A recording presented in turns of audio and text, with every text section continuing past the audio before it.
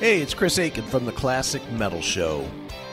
Most people know me as the foul-mouthed shock jock from the Classic Metal Show, or the no-nonsense heavy metal critic from pitriff.com. Now you get to learn the other side. My first book, Little Victories, A Tale of Divorce, Debauchery, and Finding Happiness, comes out on January 13th in paperback and digital formats on Amazon and iTunes. It details my real-world emotional struggles over a year that included a divorce after a quarter-century of marriage and the death of my father. It profiles things I did right, as well as a bevy of things that I did wrong with the help of alcohol, and how I found my way out of the muck of the emotional state that almost saw me commit suicide. Pre-order your copy of Little Victories, A Tale of Divorce, Debauchery, and Finding Happiness today at www.chrisaikenbooks.com and get in touch with the more fallible side of me, Chris Aiken. Sounds happy, huh? That's Seth right here on your Classic Metal Show with Demons, a CMS favorite. I always turn that one up loud in the speakers, Chris, because that one just rips my face off. I never get tired of listening to that song. It is definitely a good tune, man. Yeah. So, you know what? Tonight was actually the first time I actually heard the story as to how they found the CMS. And it's funny that somebody from the Akron, Cleveland area that's a friend heard the Classic Metal Show way back 12, 13, 14 years ago and told them to send their CD to me. Do you know the person? No, I have no idea. Just some listener. Just some listener said, hey, there's a show in Akron that you got to send their CD to. That's pretty cool. Yeah, I like that. So, cool. Well, Sammy, thanks for the interview, man. I appreciate that. And I wish you good success with the CD. But see, Chris, there's a guy like us who just does what they do because they love to do it.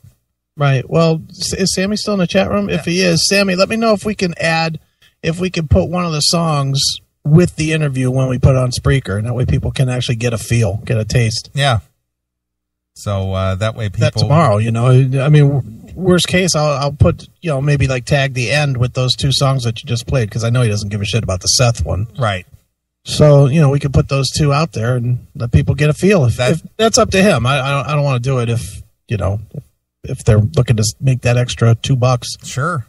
Well, Sammy, if you're listening, Demon is absolutely right. I did not ask you the Lemmy question. How has Lemmy influenced your career? So throw it up in the chat room there if you want to answer that question. We didn't ask him the Lemmy question. No, we're failing on our job. I'm slipping. Yep, we're getting old. Look at our fans calling us out on our job. That's right. Something we invented, something we did, but now we haven't done it, so our fans are just, you didn't ask the Lemmy question. I think that's the first one since the Lemmy question has been invented that we forgot to ask. I think that's the first time ever. Because I talked to Sammy on a personal level, so it's not like an interview, Right, sure. It's just kind of funny. But, yeah, Sammy's company makes the CMS swag, the hats and the bumper stickers and the shirts and all that stuff. So, yeah, well, speaking of that, we got to get the shirts. Well, Sammy said he would send me some shirts. I'm running low on a few sizes, so I'll email Sammy and get him to print me up some so we can have some. Because we literally got another request today from Divorce Guy. Oh, yeah? Wants a 2X or a 3X. See, that's the thing. I'm out of those larger ones. I know. That's kind of, I was like, yeah, well, if he shrinks, he can get one. But, until then, we got to wait for you to get the new shirts, the bigger ones. Sure. All right. Well, anyway, I'm excited about Red Rain. I like the fact that there's guys out there who can write and perform and put together quality music and put out a cool CD and not have any support at all and really turn out a good product. Sure. So because we've had some bands who actually have a record deal and their product isn't so good. Like who? Well, I can't specifically say who. I'm just saying that. Why can't you say specifically who? Because nothing comes to mind specifically, but that Warrant record with Jamie St. James. Well, that wasn't horrible. It wasn't good. It wasn't horrible. That was pretty horrible. It was pretty horrible. Devil's Juice. Come on, that record sucked. Yeah, it wasn't that good. All right, so there you go. But it wasn't horrible. It wasn't like unlistenable. It wasn't like Belly to Belly. How about Lynch Mob? Smoke This. Oh, that was terrible. How about our good friend Brett Michaels? That was terrible too. Guy has a fucking history of terrible. Yeah. But you get guys, these guys who just have normal day jobs and they get together and they gig and they hire a local producer and go to a local studio and, they record their music and it's just like, wow, that kicks ass. Sure. But they're never going to get recognition. No. Dude, pull that Warrant record up. Now I want to hear some Devil's Juice. Really? Yeah. Since Angie Dock agrees with me that it's really bad. Really bad. She said Devil's Juice. Ugh. Ugh. I want to hear some Devil's Juice. Okay. Warrant. Yeah. There we go. Warrant. I don't even remember what that album was called. Let's see here. It's called Our Singer Doesn't Fit This Band? No, it was called Born Again. Oh, please. All right. Let's Could have been called Abort Again. There we go.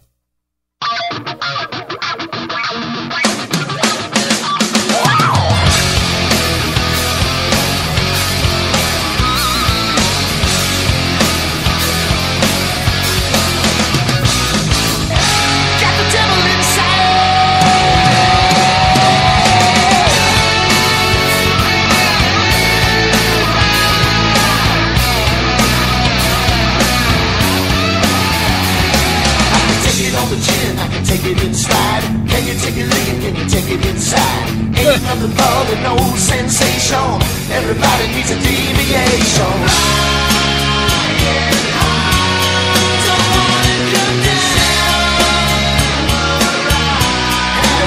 All right, stop there. Stop there. He literally threw the word samurai in there only because it rhymed with flying. This song is ridiculous. That's terrible, dude. I know. You just want to say it because you're friends with Jamie. No. I'll be honest. I listened to this record through one time. It's fucking awful. One time. I would argue this is the worst Warrant record. It's worse than Belly to Belly or Ultraphobic. Oh, yes. You Absolutely think? Worse than Belly to Belly. Oof. And Belly to Belly's garbage. But Belly to Belly had at least a couple songs that sort of sounded like Warrant. Sort of sounded. Well, AYM was fair. Let me look. I'm pulling up the track list right now. Track listing. In the End was awful. Feels Good was awful.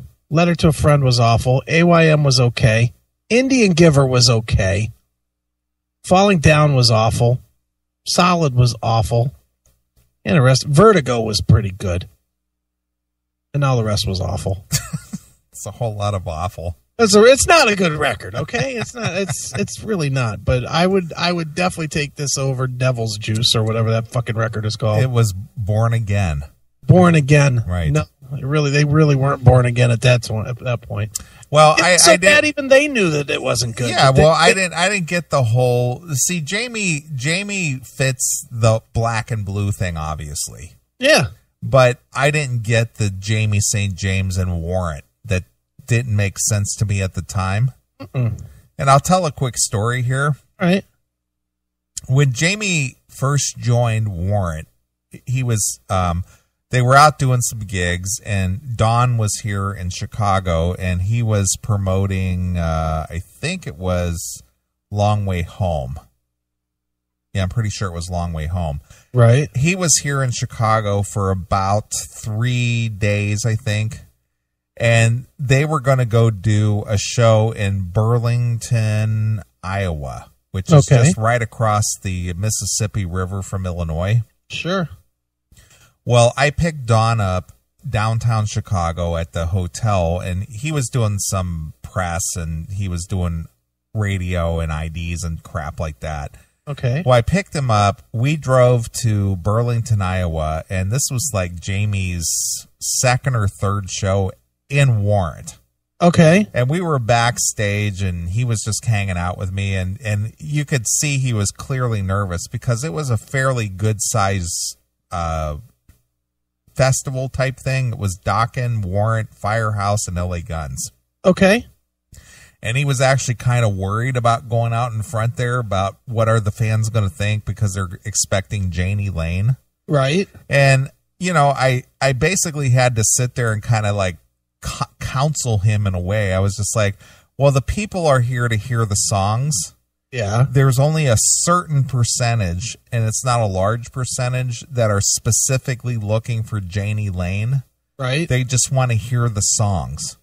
Okay. And after talking to him, you could see him kind of calm down, and he went out there and he kicked ass, even on the back catalog. Really? Yeah. See, I never even bothered. I love Jamie. Of the Warrant guys, Jamie is probably my favorite living Warrant guy. And or that was in Warrant, either him or Billy. Right, Billy. You know, but that record was so bad. It wasn't good. It wasn't a great record. And just what was the tune? Something about the noose around your neck or something, velvet noose or something. Well, there's Devil Juice, Dirty Jack was. Oof. I think that was the hit. That was the single or whatever you want to call it. Right. Then we had Bourbon County Line. Right. Hell, California. Population 4. Angels, Love Strikes Like Lightning, Glimmer, Roller Coaster, not the Randy Trask version. Oh, that would be a good version. Down in Diamonds, Velvet Noose. Velvet Noose, that was the really bad one. Roxy and Good Times. Yeah, just not a good record. I think Dirty Jack was supposedly the single. Okay. Let's hear a little bit of that. Let's hear it. It was a long winter night, and hell was tired and couldn't put up a fight. Lord help me, I've gone and lost my mind.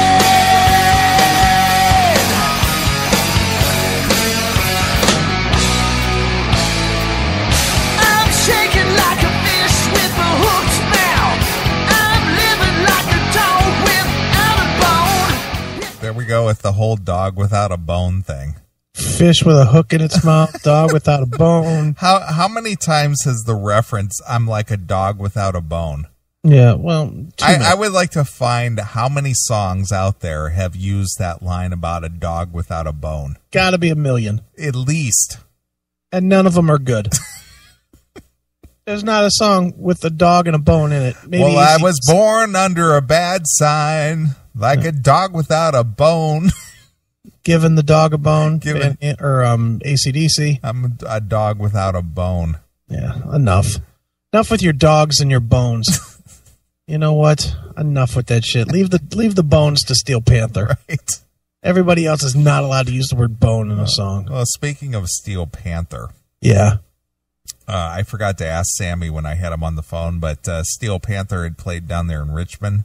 Okay. And I guess Ralph and the boys were having like dinner or something at a local cafe after the show. Okay. And they were walking from the venue, and he saw Ralph, and he's just like, "Hey, I know Neely from the Classic Metal Show." He's like, "Dude, it's a good friend of ours." Ralph's good people, or Michael Starr. Oh, Michael Starr. Whatever. Yeah. He's always going to be Ralph. He's still, you know what? To me, he's still the fucking singer of LA Guns. Yeah, no kidding. He's not fucking Steel Panther. I still have trouble with Steel Panther. Yeah, I know. I still think of it as Metal Shop. And that Metal Shop, Metal School, Steel Panther. Danger Kitty. Oh, yeah, Danger Kitty. Yeah, I remember all that shit. Oh, yeah. You know, he's still that guy. Sure. He's not fucking. I'm super happy for him that he found a way to keep this joke band going. You know, I'm real happy for him, and it's great that he's making his money and whatnot. But you know, he's still that guy. He's still that cool guy that we knew 15 years ago. You know what? You know what amazes me though? Yeah, is the number of big festival bills that they get put on. Man, they do really well. Dude, they're selling here.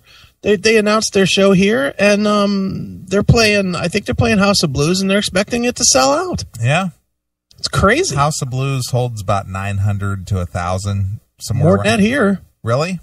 I think it's closer to like 15 to 2,000. Is it that big? It's a pretty big room, man. I don't know. With the upstairs and everything? Oh, yeah. I think the Chicago House of Blues only holds like 1,000. Well, I know the one here. Well, Doc had played here. They did 780 some tickets sold, and it was half empty. Mm-hmm. You know, I mean, think about it. I mean, you were here. It was definitely not full, and I know they did 780. Yeah, the actual real action was happening in the alley between the buildings. Yeah, exactly.